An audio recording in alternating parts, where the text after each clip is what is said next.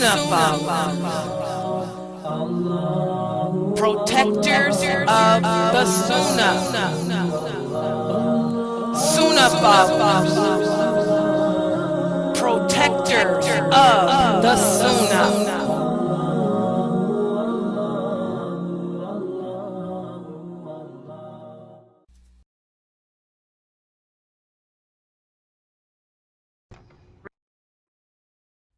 Ina alhamdulillah wa salam Allah wa rasulullah. Welcome to another session of our Hadith class. And we are continuing with the Hadiths from the 55 Hadiths addressing Islamic behavior and discipline. And let's put the Hadith up on the screen for discussion tonight. This hadith deals with injustice or oppression, just as the other one that we discussed does as well, from the other day did as well. And again, the book can be purchased at www.atleonline.com, 55 Hadiths on Islamic Behavior and Discipline. And let's look at the hadith for tonight's discussion. It's narrated by Ibn Umar, and the source of this hadith is Sahih Bukhari. He said that the Prophet said, a Muslim is a brother to another Muslim, so he should not oppress him, nor should he hand him over to an oppressor. Whoever fulfilled the needs of his brother in Islam, Allah will fulfill his needs in return. And whoever brings his Muslim brother out of discomfort, Allah will bring him out of the discomforts on the day of judgment. And whoever shields or protects a Muslim, Allah will shield or protect him on the day of judgment. This is a wonderful hadith.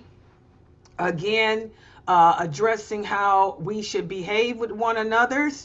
We should want for our brothers and sisters what we want for ourselves. So many people take that hadith and misconstrue the meaning of it. And the hadith about love for your brother, what you love for yourself. These hadiths are talking about how to treat each other. They're all hadiths addressing behavior. As our prophet said, I was sent to teach you good manners, good behavior. And by teaching you good manners and good behavior, I taught you Islam. And here we can see the prophet taught us that we should not go around hurting each other, deliberately, intentionally hurting one another.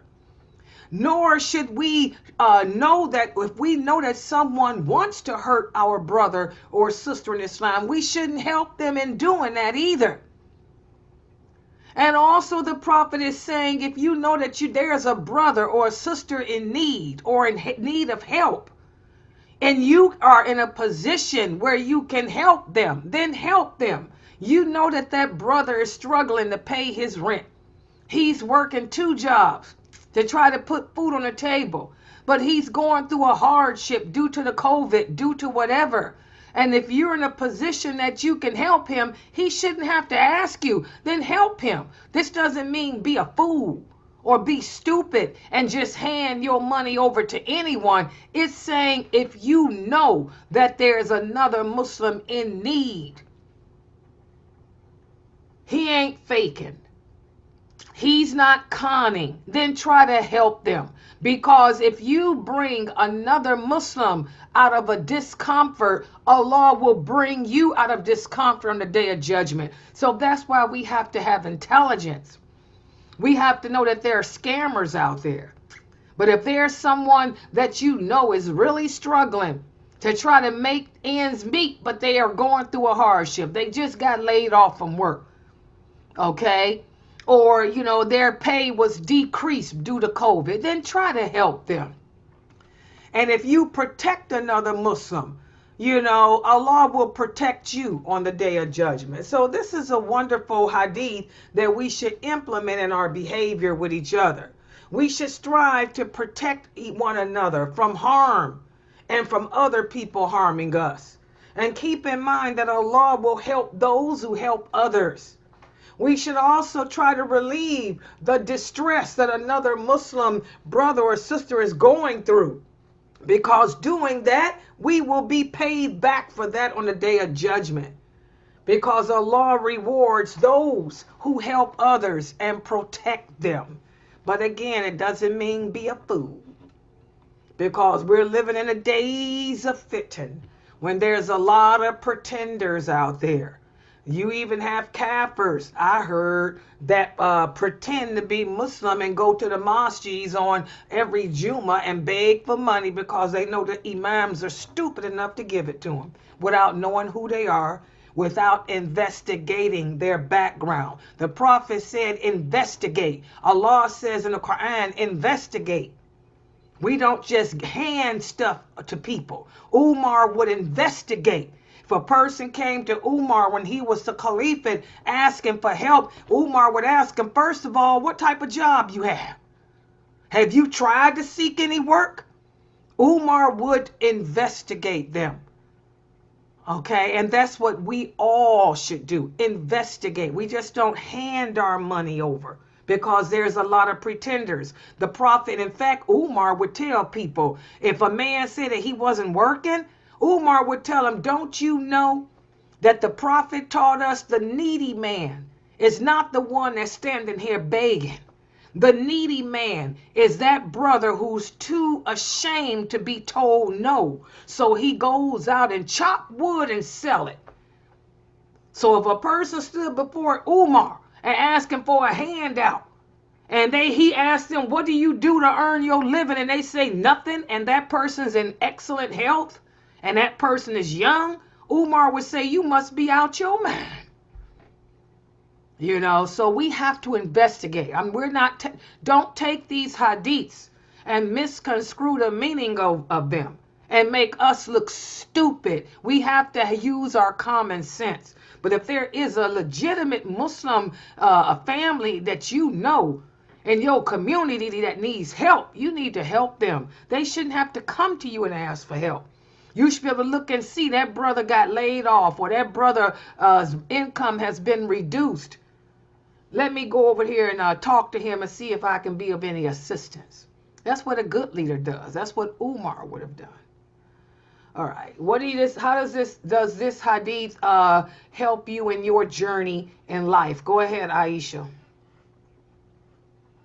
Like you said, can you hear me? Is that okay? Yeah, go ahead. Like you said, don't be stupid, because some people do misinterpret this hadith, and I've seen a lot of them. Like, for example, some Africans literally misinterpret this hadith. Like, for example, I was one day, I was wearing something nice, and somebody literally told me, Nisha, can I have what you're wearing, because for the sake of you have to love what your brother or your sister love. And I'm like, huh? Why do I have to give you my clothes, like my shoes I'm wearing that I bought? And they're like, they use that hadith. They're like, well, it says here you have to love what you want the best for what I have. I wanted for them too, and I'm like, that is not what that means. I don't have to give my own clothes off my back. That's not what that means.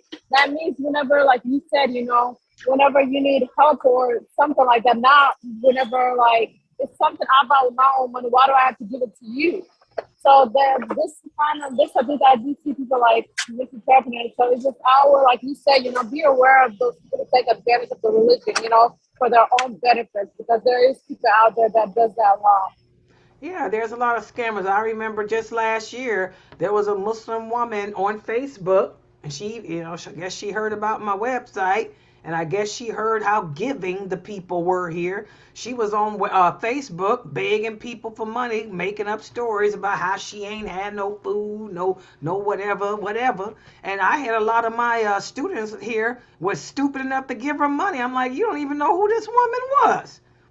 And the woman ended up being a fraud. She went to the mosque, and the mosque had helped her. And the mosque also discovered she was a fraud.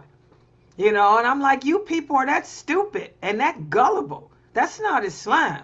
There is no way you could have survived during the caliphate of Umar.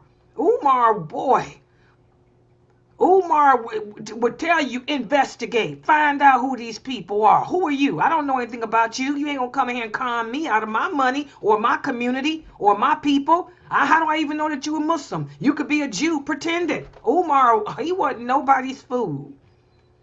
But so many of my students fell stupid to that lady and end up giving her money.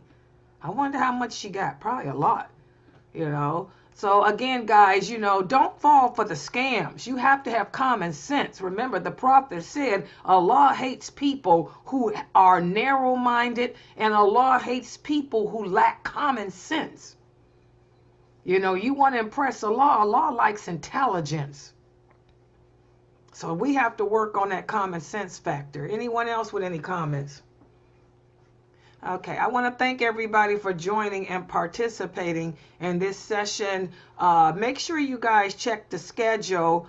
For those of you in the Sunnah, I got to put that in the group. Let me write it down now. I forgot.